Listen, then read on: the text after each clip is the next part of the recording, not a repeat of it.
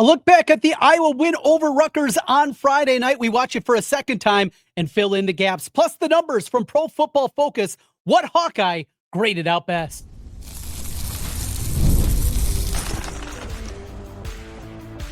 You are Locked On Hawkeyes, your daily podcast on the Iowa Hawkeyes. Part of the Locked On Podcast Network, your team every day.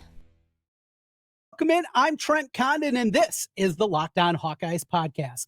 Thanks for making Locked On Hawkeyes your first listen every day. I've been covering the Hawkeyes for over 20 years on the radio here in the great state of Iowa, and including currently on the Iowa Sports Radio Network, where you can hear me each weekday from noon to 2, including our flagship 106.3 KXNO in Des Moines. Today's episode is brought to you by FanDuel. Right now, new customers can bet just $5, and if your bet wins, you'll get $300 in bonus bets to use across the app.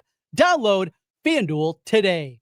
Well, today we are going to take a look at the matchup coming up this week against Indiana. It is homecoming. What a matchup it's going to be. Indiana on the heels of their huge victory against Illinois. We'll take a peek ahead to that one. We also will take a look at the grades from Pro Football Focus for each of the Hawkeyes that saw the field in the win against Rutgers and see if those numbers marry with what our eyeballs saw with the all-22 film. But we begin today's episode with a look back, another peek at what we saw. And as I mentioned Friday, I was working Friday night. I was calling a high school football game between Ankeny and Ankeny Centennial. So though I had the game on, I missed quite a few things. And though I was able to lock in and sit in a parking lot for over an hour watching the conclusion of things like a weirdo, going back and watching it a second time definitely, I think, gave me a full view of what we saw here. And I think there's a lot of positives to take out of this, a lot of good things to go, along with the concerns that seemingly are always there.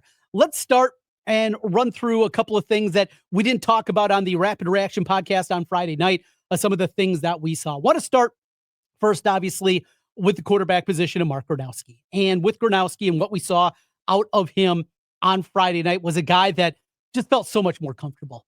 You can see that comfort level starting to grow. And coming off the surgery, missing spring practice, too amped up in game one, the struggles against Iowa State. I mean, we can go hand in hand with a bunch of different things. This was the quarterback, though, we thought we were going to get.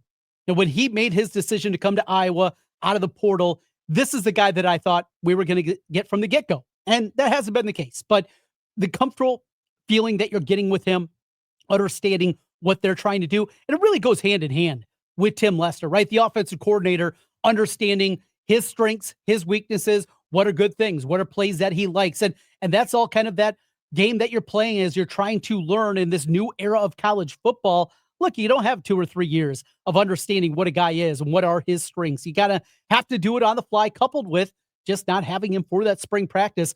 That is a huge component to it. I mentioned this on Friday night. One of the late touchdowns as he ran it in, one of his 3 rushing touchdowns. And how about that? 3 rushing touchdowns for a quarterback for Iowa for the first time. Got to go back to 1990. Matt Rogers, the last quarterback to do that. But just hearing one of the players holler, "Yeah, Mark," after he gets in there, playing to the crowd a little bit, having a good time with that. I think that's good to see.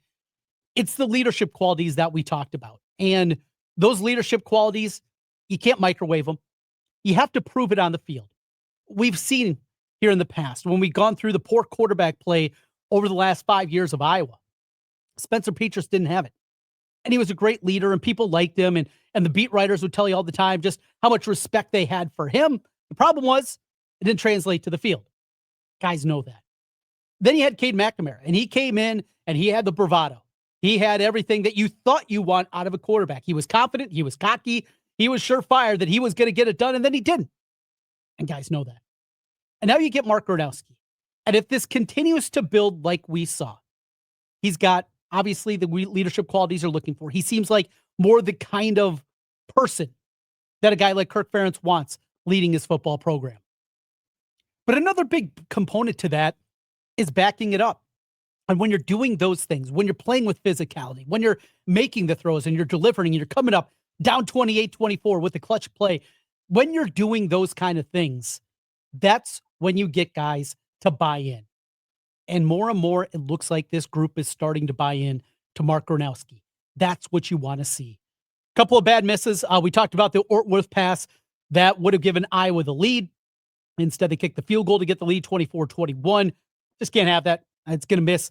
A couple other ones. Overall, though, really, really good performance out of Gronowski. Had a couple of drops again. And as we'll talk about when we look forward to Indiana, not going to be able to afford that against the Hoosiers. A couple other guys I want to spotlight. Jazzy on Patterson came in. He was doing Jazz Patterson things, right? We know what you're going to get out of him. He's going to run hard. He's going to get you some tough yards. And in a game that looked like it was trending more and more like he was going to get the opportunity to run the football a ton, I just feel bad for him.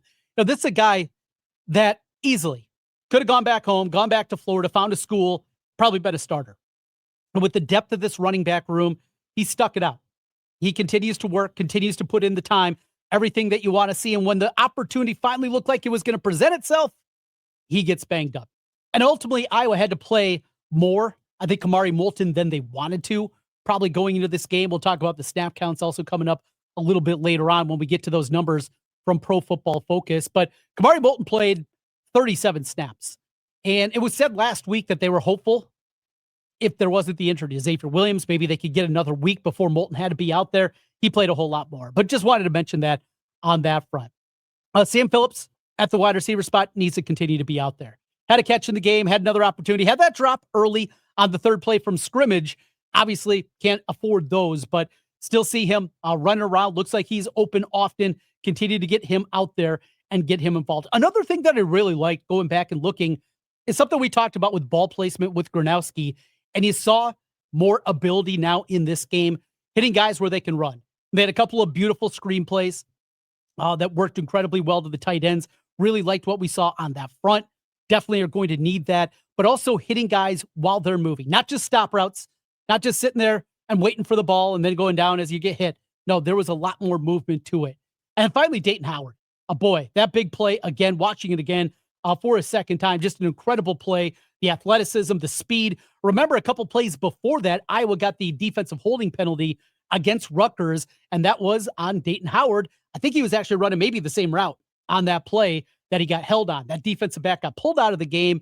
I'm not sure if he went back in because it was a couple plays later, but regardless, made the big play and proved to be really one of the big differences in the football game.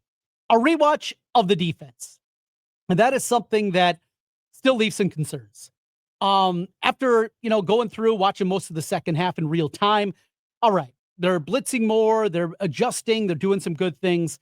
Still, even as they made those adjustments and the defensive line started to play better, Herkett and Llewellyn were excellent, but you also saw there were some missed passes. There weren't a ton of them, but there were enough that this defense still has work to do. And though Iowa, nationally, the numbers are incredible out of this defense at this point in time, we know the competition's now ready to ramp up. And this exercise against Rutgers, I think, is a really good one to get them ready to have this kind of opener for Big Ten play. I think is going to prepare them well. We talked about the wide receivers for Rutgers, and they are incredible. Ian Strong was as advertised. The big 6'6" kid on the other side, the slot guy out of North Texas. I mean, they had just a bunch of dudes, and you can see that's the team that's going to score a lot of points, I think, this year. The defense, on the other hand, well, they're going to have their own set of issues. Finally, special teams on the rewatch. Obviously, the kick return to begin the ball game by Weechin. I still am baffled for the people that had a problem with Caden Weechin not stepping out of bounds in the final second. I don't think anybody realizes, guess what? When you're actually playing in the game, they don't have the score bug below you where you can just look down and see how much time's left. You're looking for blocking. You're looking to see if you can get back. You're trying to find a way to get into the end zone.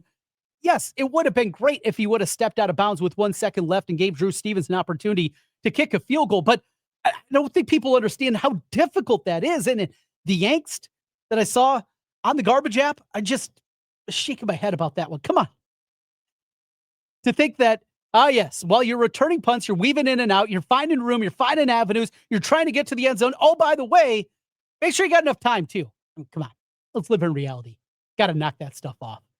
Defense in the second half talked about really good. Other special teams, Drew Stevens with the miss was a bad miss too. And that one really jumped off again, watching that a second time, is we've seen Drew Stevens miss kicks, but rarely that poorly. Still bounced back, hit another one a little bit later in the game, but can't leave points on the board. And Iowa cannot be in a spot, cannot afford to leave points on the board. And we'll get to Indiana coming up this week. So those are a couple of the high-level things that didn't talk about a ton on Friday with the recap that jumped out in our second look at the Iowa win against Rutgers. Iowa goes to 1-0 in the Big Ten, 3-1 overall on the season. Let's continue here, Locked On Hawkeyes, and let's take a look at the numbers.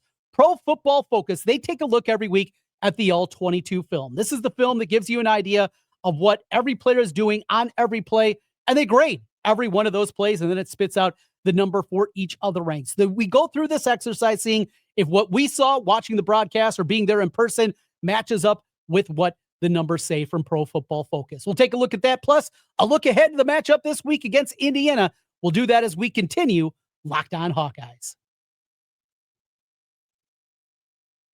Quick question for all you college football fans out there. If you could go back in time, sit in the front row at your school's biggest rivalry game, what hat would you be wearing? Yeah, I said hat. For me, it would be the game. The game hat that I'm wearing right now. These aren't just hats. They're the same vintage styles that fans wore back in the 80s and 90s, myself included.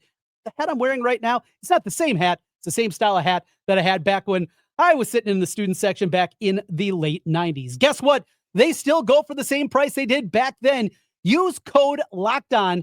You'll get a vintage cap for $16.99. Head to thegamecaps.com. Thegamecaps.com. Grab your team's classic bar or retro circle design and use the code LOCKEDON for an exclusive discount. Because legends wear the game.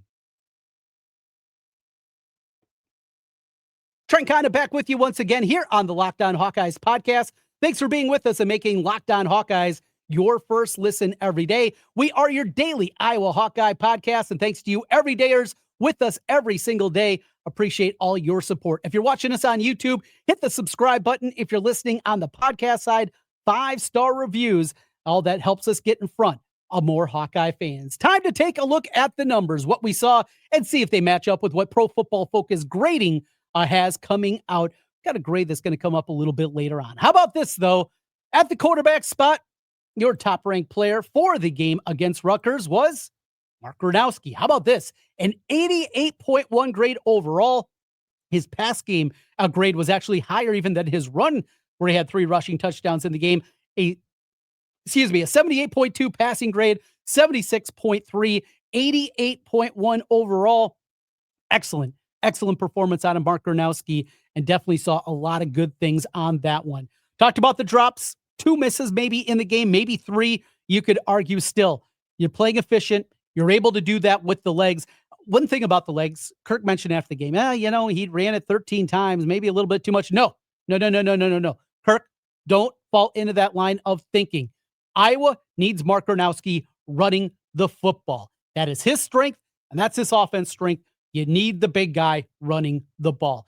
Jumping over to the running back spot, the top-ranked player in the grade from Pro Football Focus was Terrell Washington Jr. He had a 70.2 grade. I had the nice play up the side. He grades out well there. Kamari Moulton was second with the 68. Jazzy and Patterson with the 66. And then Nathan McNeil with a 53.4 in his limited reps. At the running back spot, Kamari Moulton, 37 snaps in the game. Jazzy on Patterson, he had 11. 6 for TJ Washington, and Nathan McNeil had 5. Though he did have a run late in that game, in the second half, got 25 yards on a 10-yard run, and then the face mask that pushed that one forward. Still, in the second half of a tight game, I think said a lot there. Also, Moulton, 3 for 3 pass catching. Good to see that out of him and kind of adding to that versatility that he has. Your top-ranked wide receiver was Dayton Howard. It was 1 catch, but boy, was it a big one. Graded out high in that component. Also, Caden Weechin up there with the 68.2. Good to see they're getting him involved in different ways and doing more than just jet sweeps, using that speed, getting him in space. Like to see that. 64 grade for Jacob Gill. His run blocking grade, though, was excellent. And no surprise with Jacob Gill, a very willing run blocker in the running game for Iowa at the wide receiver spot. Seth Anderson, who left the game with an ankle injury, is 63. KJ Parker was out there a little bit. The lowest ranked was Sam Phillips. That drop, obviously a big part of that. Your snaps at the wide receiver position for the Hawkeyes against Rutgers goes like this. So Jacob Gill had 37, Sam Phillips with 35, Dayton Howard up to 25 snaps. Keep those snaps coming for number 7. KJ Parker played 21, a quiet 21 snaps, I thought. I saw him out there a couple of times, but definitely just didn't pop out there. Caden Weegan with 15, Seth Anderson with 11. We talked about the injury with Anderson. Over to tight end, and it's becoming the Hayden Large show, but Zach Ortworth and DJ Vanami, definitely both of those guys maybe ascending a little bit. Now, both of the guys have also talked about their not unwillingness. They're just not great blockers at this point in time. However, going through and looking at both of those guys, definitely Hayden Large is the best out of that group at the tight end position. He grades out with an 82.3 run blocking grade. That is excellent. But the other guys, Vanami and Ortworth, those guys can make plays in the passing game. So it's going to be kind of that marrying and trying to figure out exactly what they're going to look like and how they're going to continue to build this. I think, again, they're going to be relying a whole bunch on what we see at the wide receiver spot. Finally, the offensive line. And we just saw a little bit of Jack Dotzler. This was pretty much all Trevor Lauk at the left tackle position. 8 snaps in the game for Jack Dotzler. The rest, all 51 of them, went to Lauk. And then the other 4 offensive linemen, all of them played every snap offensively in the game with 59 snaps. Logan Jones, Jennings Dunker, Bo Stevens, and Cade Pieper. So the grades for this game at the offensive line spot. Cade Pieper, number 1. How about this? A 90.6 run blocking grade, an 80 pass blocking grade, 84.1 overall. Trevor Lauk, and this was the one I was really interested because I really like what I saw out of Lauk. I keyed on him quite a few times on that second rewatch, just seeing the youngest guy, the guy that we still had the most question marks about, really what he looked like. This was his best game in a Hawkeye uniform. Lauk continues to build upon himself, and he's getting better and better. The redshirt sophomore, an 82.8 overall grade, pass blocking of 89. Very good in the run game as well with a 77 grade. Up next was Bo Stevens and Jennings Dunker, 79.9 and 79.6 respectively. Jones was good. Even Dotzler, when he came in, his grades were really good there. This offensive line's coming together. Absolutely, positively, really playing at a high level. Loved what we've seen. A whole lot of those, those inside zone plays to the left side where they're pulling and they're bringing Cade Pieper with his athleticism around that side. He was opening up a lot of room there. And in fact, there's a couple of times I think the running back missed. And if he had a guy like maybe Caleb Johnson a year ago, those things would have busted off for even more. But love what we're seeing out of this offensive line group. Really, really taking a big step forward. Let's jump over to the defense now and take a peek at that side of the football and what we have in the grades from Pro Football Focus. Start with the defensive line as they got after it in this one in a big-time way, certainly in the second half, because that pass rush in the first half is nowhere to be found. Max Llewellyn, your top-ranked guy, he grades out with a 73.4. Good pass rush grade out of him as well with the 73 there. Brian Allen up next with a 70 grade, 69 for Aaron Graves. Herkett a 66.9. Hawthorne a 64.2. Merriweather a 62.4. Pittman played a few snaps. He had a 61. Hubert, Jonah Pace was the lowest rated guy. I was surprised by that. He had a 51. I thought Jonah Pace played really well in the game. So how does it look as we jump at the snap count? How are they breaking this down and figuring out what they're doing with the depth that they have built at defensive line? There was a lot of Herkett and Llewellyn. No surprise there. Both of those guys play 55 snaps in the game. Up next, Aaron Graves. Those are the 3 that you anticipate with 52. Next, Jonah Pace played 42, 35 snaps for Hawthorne, getting out there a whole lot more. Bryce Hawthorne, the South Dakota State transfer. Brian Allen with 25.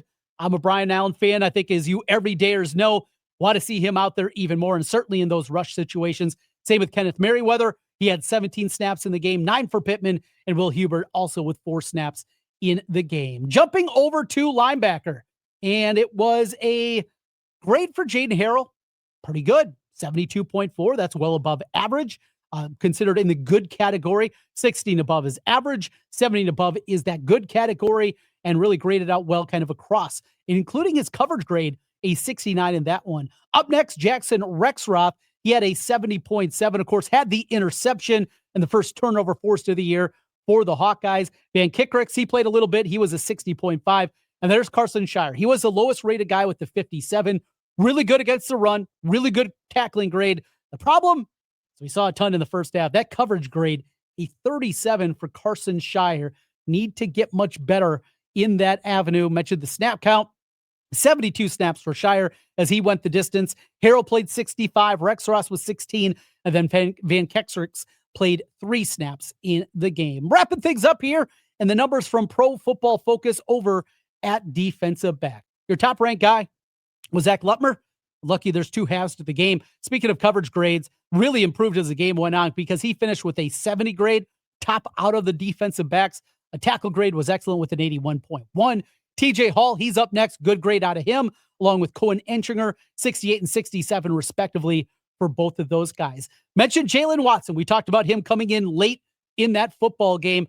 Talking to Chad Leistikow today from the Des Moines Register, the columnist for the Hawkeyes. He mentioned when Rutgers knew that they were going to throw the ball in those final possessions, probably why you saw Watson out there, maybe as a pass defender a little bit better. Deshaun Lee, though, more of that complete package, can play all different styles, and that's why he was in there a little bit more late in the game for Watson. Wampa with the 58 and a 53 for Lee. Not very good numbers out of either of those guys, and the competition's going to ramp up this week. Entringer, he went the distance, played 72 snaps, almost the same for Hall and Wampa, 69 snaps for both of them. Lutner was 63, Lee was 60, and then the aforementioned Jalen Watson, he played 9 snaps late in the game. So there it is, the grades from Pro Football Focus. See if that matches up with what your eyes saw on Friday, as Iowa got the win against Rutgers. As we continue, it's not over, though we're a third of the way through the season. Oh, hate to hear that.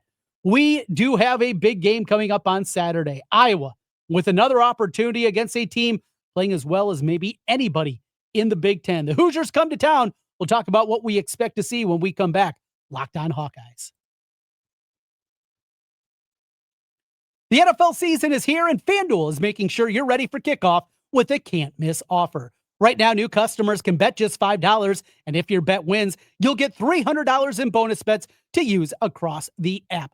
I love using the FanDuel app because I like putting together a little bet and hopefully making a whole lot. Building a same-game parlay, taking a couple of bucks and a chance to turn it into a whole lot more. It is so much fun on the FanDuel app. Plus, look-ahead lines. They were up there on Saturday night after Illinois-Indiana went final. The Iowa-Indiana line was up there right away. You can jump on board right away with your bets for the next week. It's quick and it's easy, and it's the best way to add a little bit more energy to your football weekends. Are you ready to play? Download the FanDuel app now by visiting FanDuel.com to get started. That's FanDuel.com to place your first $5 bet. FanDuel.com. This episode is also brought to you by Square. Your favorite neighborhood spots run on Square. There are certain businesses that truly make the neighborhood feel like home. Whether it's the local sports bar, packed on game days, the coffee shop that knows your your order by heart, or the corner deli that's serving your community for decades, these are the places that bring people together.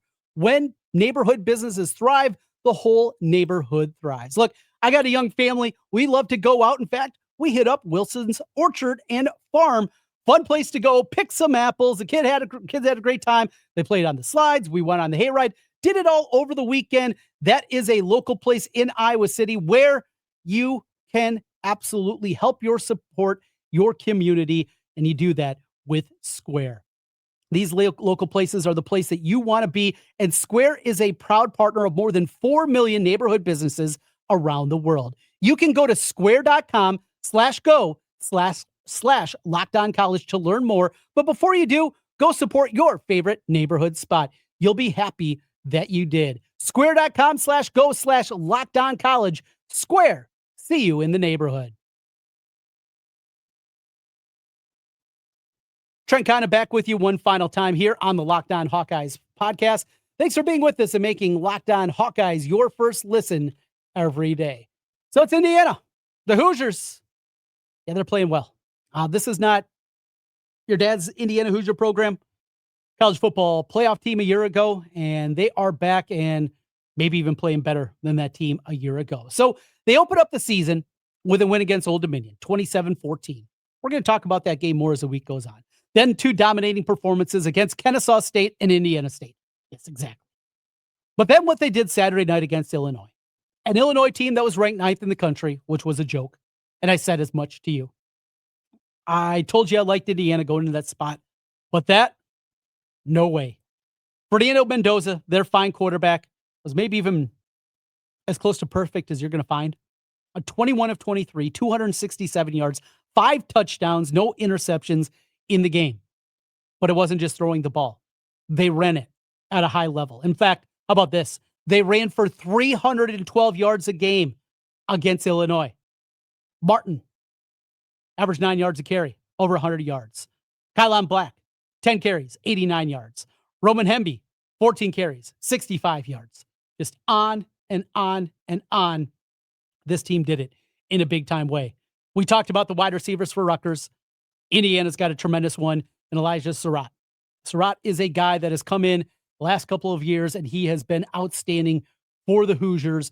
Coming in, he was one of those James Madison guys that came along with Kirk Cinetti. He had 1,100 yards when he was there last season.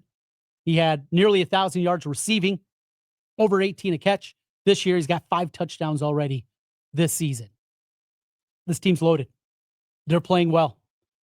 However, this will be the first time they go on the road. And as we know, that first trip on the road can be a little bit tricky.